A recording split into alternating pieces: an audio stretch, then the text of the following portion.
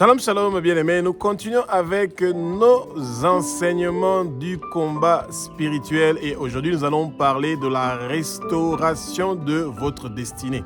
Est-ce que c'est possible ou pas? Oui, bien-aimés.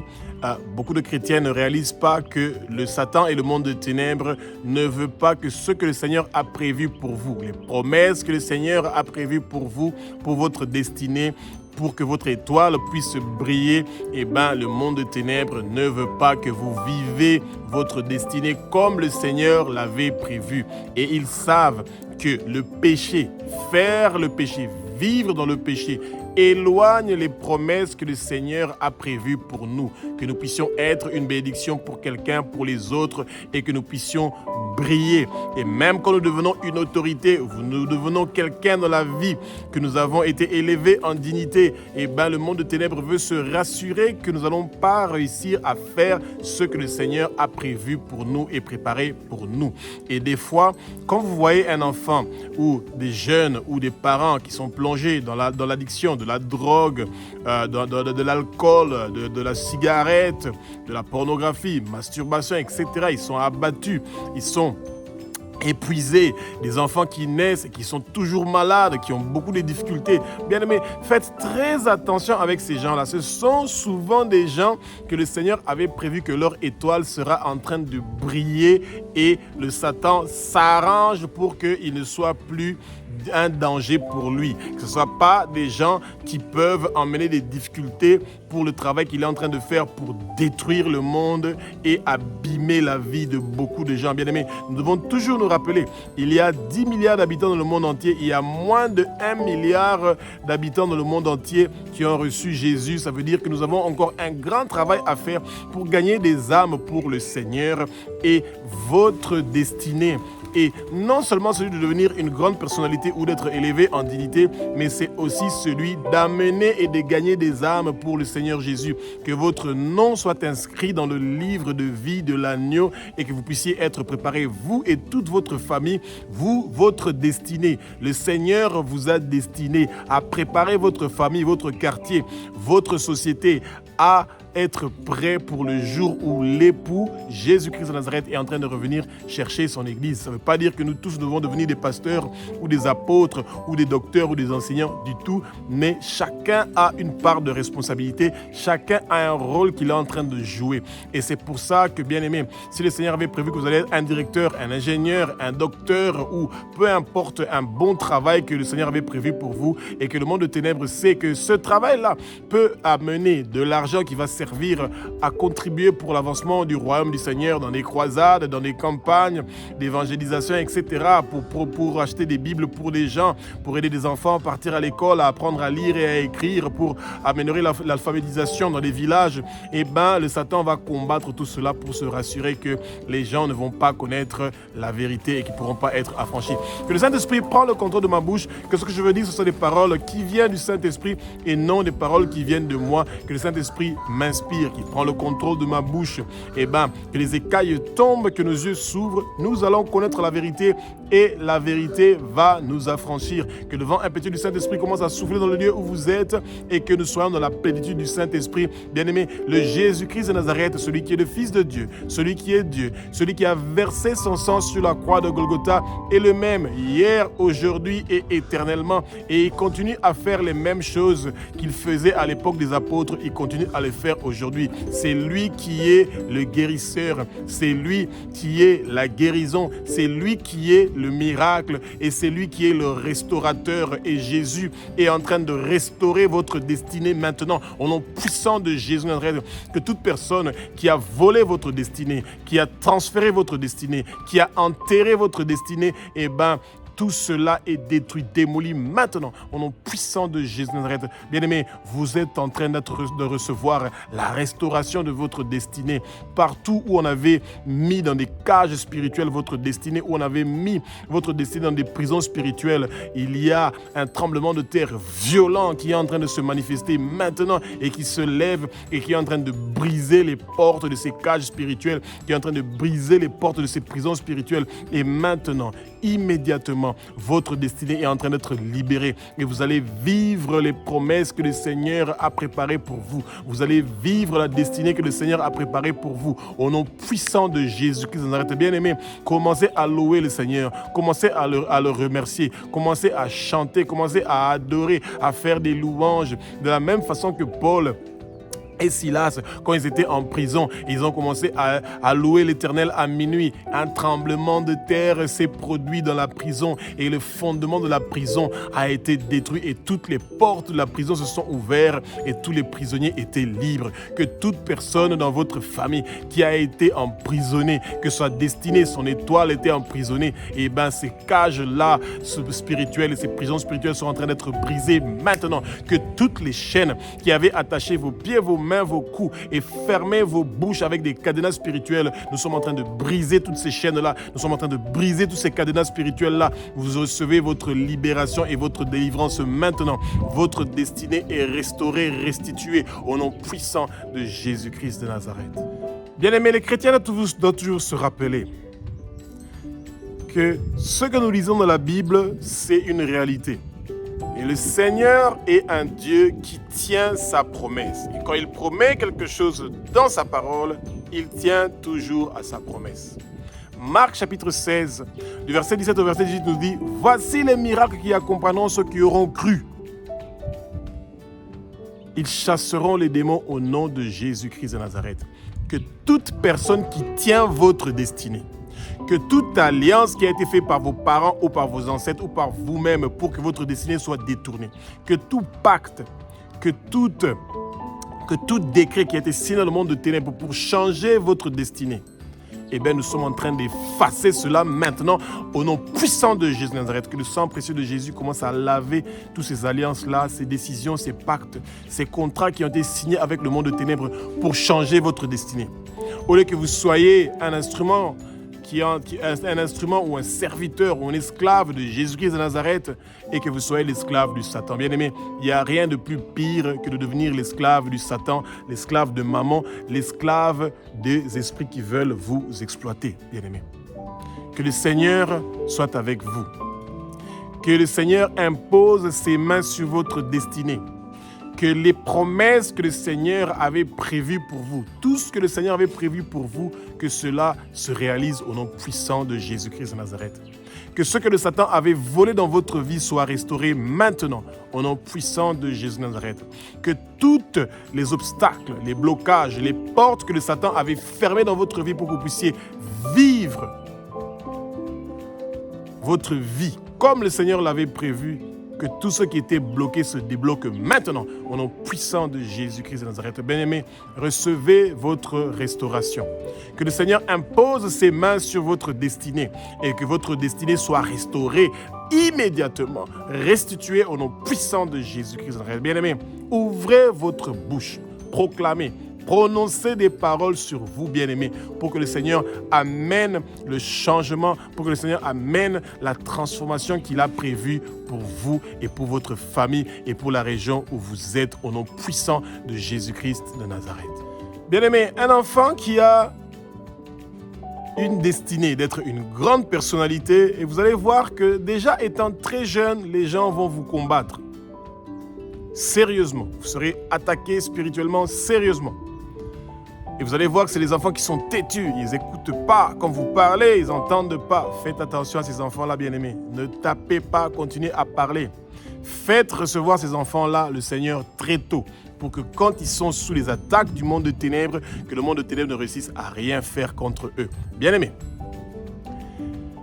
souvent les parents, que ce soit le papa ou la maman, quand ils voient un enfant, comment l'enfant est en train de grandir, ils savent que cet enfant-là va devenir une grande personnalité et va faire la différence.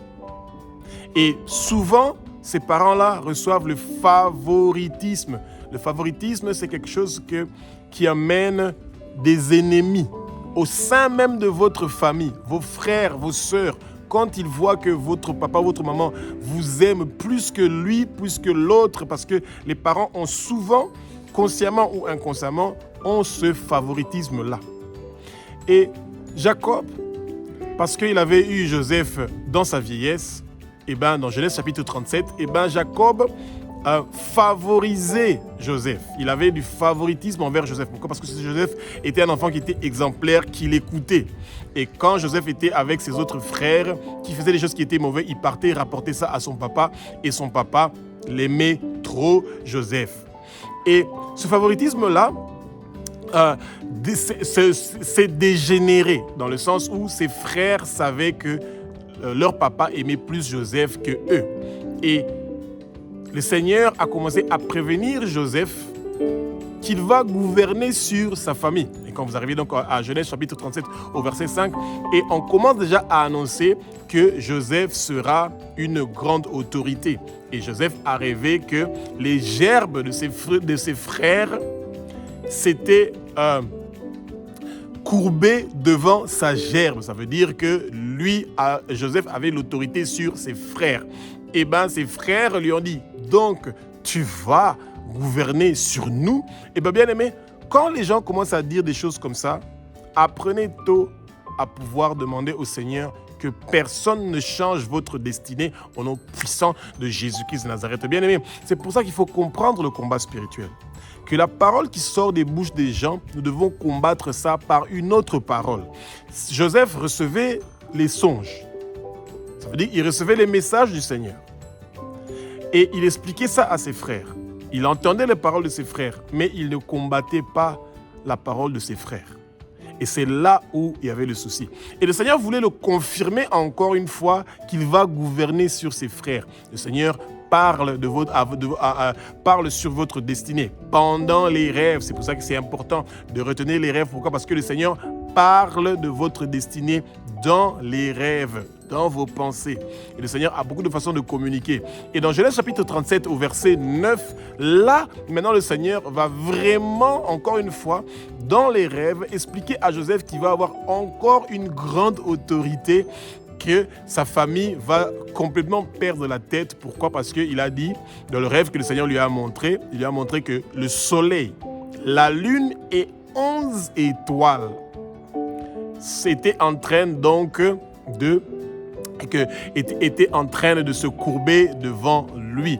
Et bien aimé, ça a amené la rage, non seulement sur les frères de Joseph, mais aussi sur son père. Et son père lui a dit, donc, toi, tu vas gouverner sur nous, sur moi et ta maman aussi. Bien aimé, quand vos parents même disent des choses comme ça, mettez-vous à genoux et dire, Seigneur, personne ne va changer ma destinée. Toutes les promesses que tu as promis dans ma vie qui vont se réaliser, ils vont tous se réaliser au nom puissant de Jésus-Christ de Nazareth, et que le Saint-Esprit soit en train de prendre le contrôle de ma vie. Maintenant, j'invite le Saint-Esprit pour venir habiter en moi, qu'il soit l'homme fort qui prend le contrôle de ma vie. Tout homme fort que le Satan est en train d'envoyer pour venir détruire, détourner, transférer, voler ma destinée, ils ne vont pas réussir et prospérer au nom puissant de Jésus. Bien-aimés, ouvrez votre bouche. Ne vous laissez pas faire comme Joseph. Des fois, il y a des choses qui se passent dans notre vie parce que nous entendons les gens dire des choses et nous laissons ça comme ça. Quand quelqu'un dit des choses qui sont négatives sur vous, qui est en train de dire des choses, toi-même, ta vie ne va jamais marcher, tu ne vas jamais réussir. L'argent que tu as pris, l'argent que tu as, ça ne va jamais te servir à quelque chose. La maison que tu es en train de construire, ça ne va jamais te servir à quelque chose. Bien-aimé, ouvrez votre bouche, mettez-vous à genoux, dites Seigneur, tout ce que les gens sont en train de dire sur moi, les malédictions qui sont de prononcer sur moi, les paroles qui sont de prononcer sur moi, pour que je ne puisse pas réussir, que je puisse mourir, que je puisse tomber malade, que je ne puisse pas percer dans la vie, que je ne puisse pas devenir une autorité dans la vie. J'efface tout cela avec le sang précieux de Jésus. Abba, bénis tous les gens qui sont en train de me maudire. Bénis tous ces gens-là qui sont en train d'attendre ma mort. Bénis tous ces gens qui veulent que je tombe malade. Bénis-les et toute leur famille, qui reçoivent tes bénédictions, qui reçoivent plus de bénédictions que moi, que tous ces gens qui veulent voir mon malheur, que tous ces gens qui veulent me voir malade ou mourir. Bénis-les, Père. bénis-les, qu'ils reçoivent la bénédiction. Que tous les gens qui veulent détruire ma destinée, qui veulent que mon étoile ne brille pas, que leur étoile brille plus que le mien, transforme leur malédiction en bénédiction pour moi. Que toutes les paroles, les mauvaises paroles qui sont en train de prononcer sur moi, que ces paroles-là soient changées en bénédiction pour moi et multipliées au centuple. Que je sois celui qui sera béni et que eux aussi soient bénis. Que eux, ils soient bénis plus que moi. Au nom puissant de Jésus. Bien-aimés, quand vous commencez à bénir vos ennemis, à bénir ces gens-là qui sont en train de chercher à détruire votre vie, à détruire votre destinée, bien-aimés, vous serez très épatés. Pourquoi? Parce que cette épée-là qu'ils veulent utiliser contre vous va se retourner contre eux et le Seigneur va s'occuper d'eux. Et toujours, quand le Seigneur a fait une promesse et qu'il vous a dit quelque chose dans les rêves et qu'il vous a parlé, qu'il vous a averti que vous êtes devenu une grande personnalité, le Seigneur ne rate jamais ses promesses. Comme il vous a promis, il va le réaliser. Votre destinée peut aussi être changée par quelqu'un de votre famille, par un membre de votre famille. Bien-aimés, nous sommes dans des temps qui sont très compliqués. Quand vous recevez de l'argent ou vous partez demander de l'argent à quelqu'un qui est riche dans votre famille, avant de partir demander de l'argent, demandez au Seigneur de vous révéler cette personne-là a trouvé cet argent-là où. Parce que souvent, beaucoup de gens qui sont riches aujourd'hui, quand ils vous donnent leur argent, vous faites un troc, un échange. Lui, il vous donne de l'argent et vous recevez de l'argent et en échange, vous prenez votre étoile, vous lui donnez pour qu'il puisse utiliser ça ou vous donnez votre destinée. Il utilise votre destinée pour pouvoir s'enrichir. Il utilise votre étoile pour pouvoir s'enrichir, bien-aimé. Et c'est pour ça que nous devons connaître ces choses-là, que souvent, l'argent que nous recevons des gens qui ont une mauvaise vie et des gens qui n'aiment pas le Seigneur, qui ne sont pas avec le Seigneur, qui ne vivent pas dans la sanctification, c'est de l'argent qui n'amène pas une bénédiction dans notre vie, mais c'est de l'argent qui vient pour nous exploiter. Et bien aimé, c'est pour ça que vous devez dire au Seigneur que toute personne qui est en train d'utiliser mon étoile, que toute personne qui m'a donné un cadeau ou de l'argent pour utiliser ma vie, pour utiliser mon étoile, pour pouvoir s'enrichir, j'efface cela par le sang précieux de Jésus. Je récupère mon étoile, je récupère mon étoile, je récupère mon étoile maintenant et mon étoile va commencer à briller et il ne va plus s'éteindre. Abba, bénis toute personne qui a volé mon étoile. Bénis toute personne qui a transféré mon étoile. Bénis toute personne qui a enterré mon étoile. Toute personne qui a exploité mon étoile, bénis-le, oh Abba. Maintenant, restaure mon étoile. Je reçois la restauration de mon étoile. Je reçois la restauration de ma destinée. Bien-aimé, ouvrez votre bouche. Réclamez votre étoile qui a été transférée, volée ou enterrée. Qu'il refasse surface et qu'il commence à briller. Partout, on était parti pour cacher votre cerveau. Partout, on était parti pour cacher votre étoile dans des cages sous les eaux, dans les arbres sacrés. Récupérez ça maintenant. Au nom puissant de Jésus, bien-aimé, ouvrez votre bouche. Parlez. Rappelez-vous de comment les frères de Joseph ont pris Joseph, ils l'ont jeté dans un trou, dans une fosse. Refusez. Si on a préparé un trou, un cercueil, on a préparé la mort pour vous. Vous n'allez pas mourir, vous allez vivre et déclarer les œuvres des éternelles armées. Vos années sur terre sont multipliées. Au nom puissant de Jésus Nazareth, bien-aimé, ouvrez votre bouche. S'il y a quelqu'un de votre famille qui est en train de réclamer votre vie et qui veut vous utiliser dans le monde de ténèbres, qui veut utiliser votre étoile dans le monde de ténèbres, eh bien, refusez cela. C'est des gens qui veulent changer votre destinée et que chaque fois que vous commencez quelque chose, vous ne terminez pas. Vous voulez vous marier, ça ne marche jusqu'aux fiançailles. Après, c'est capoté. Vous cherchez un travail, vous ne réussissez pas à avoir un travail. Vous êtes marié, finalement, vous êtes marié. Vous avez des combats dans votre mariage, finalement vous êtes marié, vous ne réussissez pas à avoir la maternité. Toutes ces choses-là, c'est des choses qui n'ont pas été prévues par le Seigneur. Le Seigneur a des bons plans pour vous. C'est seulement le monde de ténèbres qui veut détruire votre vie et détruire votre destinée. Une autre caractéristique qui va vous montrer que dans votre famille, il y a des gens qui cherchent à changer votre destinée ou à changer la destinée de certains membres de votre famille. Ce sont les fausses couches.